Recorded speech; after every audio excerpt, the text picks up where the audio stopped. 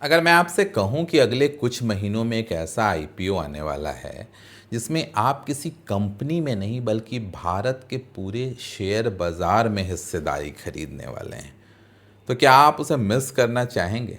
जी हाँ, मैं बात कर रहा हूँ एनएसई यानी नेशनल स्टॉक एक्सचेंज के आईपीओ की।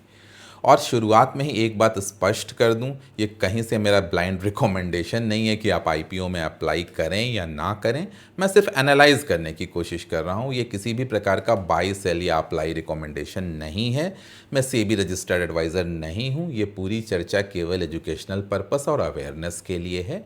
इसलिए आप इसे अपनी स्टडी का हिस्सा बना सकते हैं, लेकिन कहीं भी ब्लाइंडली इसे रिकमेंडेशन नहीं समझें। लेकिन हम आज बहुत डीप डाइव करने वाले हैं कि मेरे हिसाब से एनएसई आईपीओ अगले 10 वर्षों के सबसे महत्वपूर्ण वेल्थ क्रिएशन अपॉर्चुनिटीज़ में से एक हो सकता है, और साथ ही ये एक बहुत बड़ा वैल्यूएशन ट्रैप भी बन सकता है।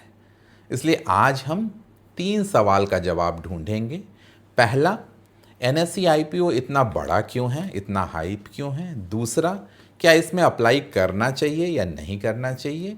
और तीसरा, क्या इसमें लिस्टिंग गेंस के लिए जाना चाहिए या 10-15 वर्षों के लिए लॉन्ग टर्म होल्ड करना चाहिए? तो चलिए शुरू करते हैं और सबसे पहले समझते हैं एनएसई आखिर है क्या। दोस्तों, एनएसई कोई साधारण कंपनी नहीं है। ये भारत की फिनेंशियल इंफ्रास्ट्रक्चर है। जैसे किसी देश को चलाने के लिए रोड्स, एयरपोर्ट्स और पोर्ट्स की ज़रूरत पड़ती है, उसी प्रकार फिनेंशियल इकोनॉमी को चलाने के लिए स्टॉक एक्सचेंज की ज़रूरत पड़ती है। और भारत में वो काम सबसे बड़े लेवल पे नेशनल स्टॉक एक्सचेंज करता है। आज भारत लगभग 95% कैश मार्केट ट्रेडिंग और लगभग 75% derivative trading national stock exchange पर होती है। सीधे शब्दों में कहूं तो अगर भारत में निवेश बढ़ता है तो एनएसई कमाता है, अगर एसआईपी बढ़ती है तो एनएसई कमाता है, अगर रिटेल इन्वेस्टर बढ़ते हैं तो भी एनएसई कमाता है, अगर एफआईआईज आते हैं तो भी एनएसई कमाता है, अगर आईपीओज आते हैं तब भी कमाई एनएसई की ही होती है। मतलब ये एक टॉल बूथ बिजनेस है। कोई भी आया, सड़क आपकी नहीं है, गाड़ी आपकी नहीं है, लेकिन हर गुजरने वाला आपको पैसा देकर जाएगा। लेकिन दोस्तों, कहानी इतनी आसान भी नहीं है। अगर कोई बिजनेस इतना ही स्पेक्टैकुलर है तो वो आज तक लिस्टेड क्यों नहीं हुआ? ये सवाल पूछना बहुत ज़रूरी है, और इसका जवाब है कोलोकेशन स्कैंडल। 2015-16 में कुछ एलिगेशंस लगे कि कुछ सेलेक्टेड ट्रेडर्स को अनफेयर एक्सेस मिल रहा था, और इसके बाद सेबी और एनएसई के बीच में रेगुलेटरी इश्यूज चलते रहे और लगभग 1 दशक तक आईपीओ अटका रहा। अब जाकर रास्ता साफ हुआ है। लेकिन इसका मतलब ये नहीं है कि हम गवर्नेंस रिस्क को पूरी तरह भूल जाएं। मेरे हिसाब से एक इन्वेस्टर को हमेशा बिजनेस क्वालिटी और गवर्नेंस क्वालिटी दोनों को एक साथ देखकर चलना चाहिए। अब बात करते हैं सबसे महत्वपूर्ण चीज़, एनएसई पैसे कमाता कैसे है। ये समझना बहुत ज़रूरी है, क्योंकि अगर बिजनेस मॉडल समझ में नहीं आएगा तो वैल्यूएशंस भी जो अभी कंपनी लाएगी आपके सामने वो समझ नहीं आएगा। एनएसई की कमाई के कई सोर्स होते हैं: transaction fee, listing fee, market data, technology services, analytics. लेकिन सबसे बड़ी डिपेंडेंसी है डेराइवेटिव मार्केट पर, और यही मुझे थोड़ा सा चिंता देती है।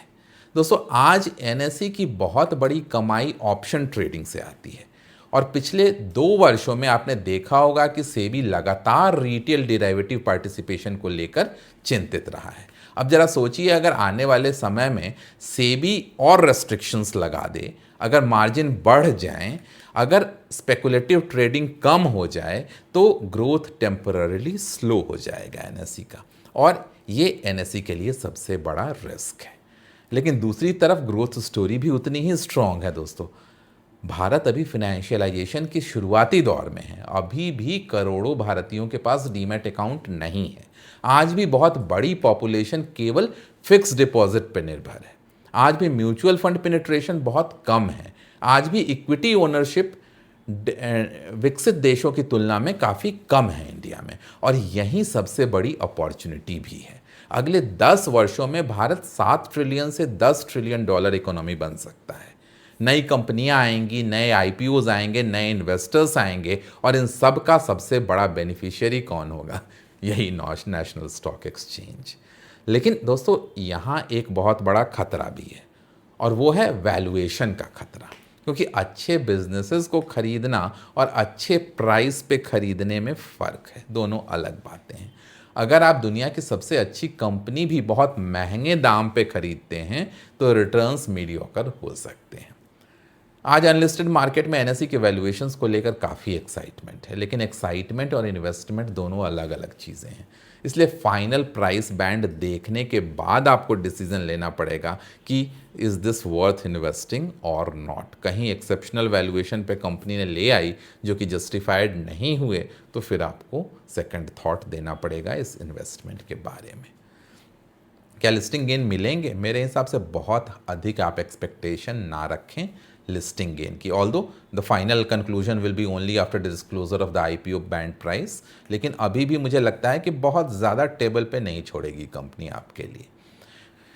क्यों ये बहुत बड़ा आईपीओ होगा? क्योंकि ये कोई छोटा इशू नहीं है, इसमें बहुत बड़ी इंस्टीट्यूशनल पार्टिसिपेशंस होगी।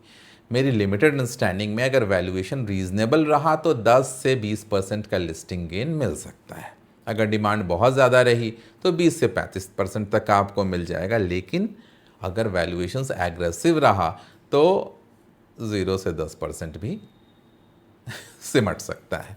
तो इसलिए बहुत एक्सपेक्टेशन लिस्टिंग गेन की आप ना रखें, मुझे ऐसा लगता है। तो इसलिए सिर्फ लिस्टिंग गेन पे एक्साइट होना सजेस्टेबल नहीं है, मेरे हिसाब से ये सही स्ट्रेटजी नहीं होगी। अब सबसे इम्पॉर्टेंट सवाल अगर आता है तो क्या करें? मेरी व्यक्तिगत फ्रेमवर्क बहुत सिंपल है। अगर आपका होराइजन लंबे समय का है तो you should just consider this seriously. अगर आपका होराइजन 10 साल 15 साल का है या उससे ज़्यादा है तो ये एक बहुत बड़ी अपॉर्चुनिटी हो सकती है। लेकिन अगर आपका होराइजन 1 वीक और 10 डेज़ का है तो you should be little bit cautious, क्योंकि वेल्थ क्रिएशन और लिस्टिंग गेन दोनों अलग अलग खेल है। दोस्तों मैं आपको एक लाइन बोलना चाहता हूँ, ध्यान से सुनिएगा। आप एनएसई में निवेश नहीं कर रहे होंगे, आप भारत की फिनेंशियलाइजेशन जर्नी में इन्वेस्ट कर रहे होंगे। लेकिन एक और लाइन याद रखिए, great businesses are not always great investments if bought at irrational valuations. और यही पूरी कहानी है। अगर मैं शॉर्ट में आपको बताऊं एनएसई के बारे में, बिजनेस क्वालिटी कोई डाउट नहीं, 5 on 5। कॉम्पिटिटिव मोट की बात करें अगर नेशनल स्टॉक एक्सचेंज की, 5 on 5 वंडरफुल, कोई दूसरा एंटर इतनी आसानी से नहीं कर पाएगा। ग्रोथ विजिबिलिटी जो मुझे नज़र आती है 5 on 5। लेकिन वहीं पे गवर्नेंस रिस्क की बात करूं तो मीडियम गवर्नेंस रिस्क भी है, रेगुलेटरी रिस्क भी मीडियम है। वैल्यूएशंस अट्रैक्टिवनेस वो प्राइस बैंड पे डिपेंड करेगा। अब लिस्टिंग गेन में मुझे लगता है मॉडरेट एक्सपेक्टेशन रखना है। लेकिन अगर 10 साल का आउटलुक है तो I am extremely bullish, extremely positive on NSE IPO. अगर आप मुझसे एक लाइन में पूछें क्या एनएसई आईपीओ अप्लाई करना चाहिए या नहीं करना चाहिए, ये बता दो मुझे। अगर वैल्यूएशंस रीजनेबल रहा और आपका होराइजन 10 वर्ष या उससे अधिक का है तो मैं इसे एक वेल्थ क्रिएशन अपॉर्चुनिटी के रूप में देखूंगा, ना केवल लिस्टिंग गेन अपॉर्चुनिटी के रूप में। डिसीजन आपका होना चाहिए। मैं एक और वीडियो के लिए लेके आऊँगा जब फाइनल प्राइस बैंड डिक्लेयर होंगे एनएसई आईपीओ के। तब जल्दी ही मिलेंगे किसी नए वीडियो के साथ। तब तक सौरभ सुमन साइनिंग ऑफ।